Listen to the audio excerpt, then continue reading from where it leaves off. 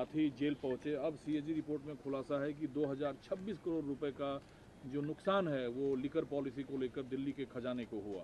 देखिए, हम तो पहले से कह रहे थे, हम लोग तो मान रहे थे कि 800 से 1200 करोड़ का इसमें घोटाला होगा, और अब खुद सीएजी ने कह दिया है कि 2000 करोड़ का घोटाला है। तो जो अरविंद केजरीवाल बार बार कह रहे थे कि मुझे गलत जेल भेजा जा रहा है, भारत सरकार मुझ पर गलत काम कर रही है, अब तो बात स्पष्ट हो गई कि साहब उन्होंने गलत काम किया, चोरी की। तो जैसे ये पहले आपको याद होगा 10-12 साल पहले इन्होंने कांग्रेस पे बहुत इल्ज़ाम लगाए थे, आज वही इनके सर पर आके गिर रहे हैं। तो ये बात स्पष्ट हो जाती है कि दिल्ली में सही में जो आदमी अपने आप को कट्टर ईमानदार घोषित करता था, सीएजी की रिपोर्ट ने उसको कट्टर भ्रष्ट एक तरीके से घोषित किया है। और वो केजरीवाल जो सीएजी की रिपोर्ट की कस्में खाता था, अब उसके पास कोई नैतिक जगह नहीं बचती है कि वो राजनीति में रहे।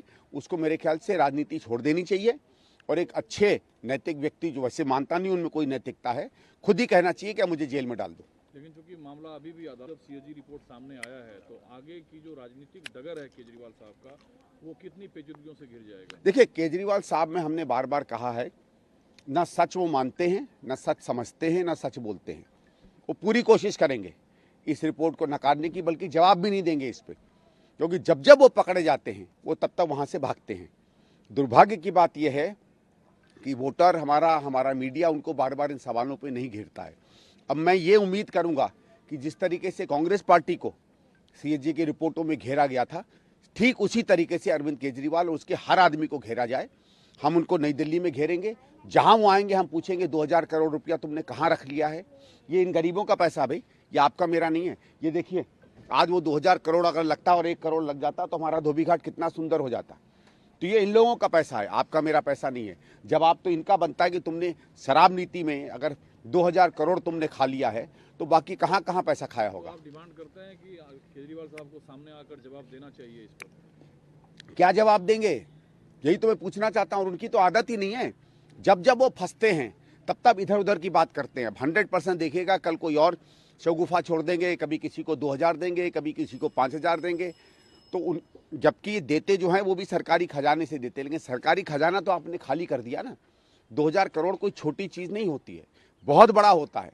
और 6 महीने में 2000 करोड़, अगर आप समझो ये शराब नीति चल रही होती तो पिछले 5 साल में कम से कम 10-12 हज़ार करोड़ का नुकसान होता। ये मानिए, ये नीति 6 ही महीने चल पाई, तो अगर 6 महीने में 2000 करोड़ है तो साल में 4000 करोड़ और 5 साल में 20,000 करोड़ का नुकसान।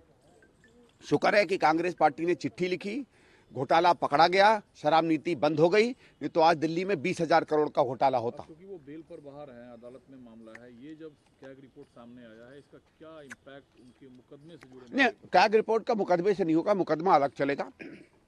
लेकिन कैग रिपोर्ट के बाद ये बात स्पष्ट हो गई कि ये जो बार बार कह रहे थे कि हमारी शराब नीति से दिल्ली सरकार को फायदा हुआ है, वो बात सिरे से खारिज हो गई। इनका एक और बहुत बड़ा झूठ पकड़ा गया।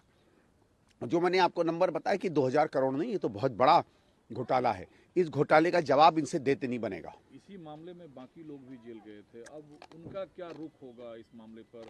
पार्टी के अंदर की जो राजनीतिक समीकरण है, पार्टी के लोग ये क्या कर पाएंगे? इसी पैसे से इन्होंने गुजरात का चुनाव लड़ा, इसी पैसे से इन्होंने गोवा का चुनाव लड़ा। यही तो भारत सरकार ने कहा था कि वहाँ 700-800 करोड़ रुपया इन्होंने भेजा था, इसी पैसे से दिल्ली का चुनाव लड़ रहे हैं।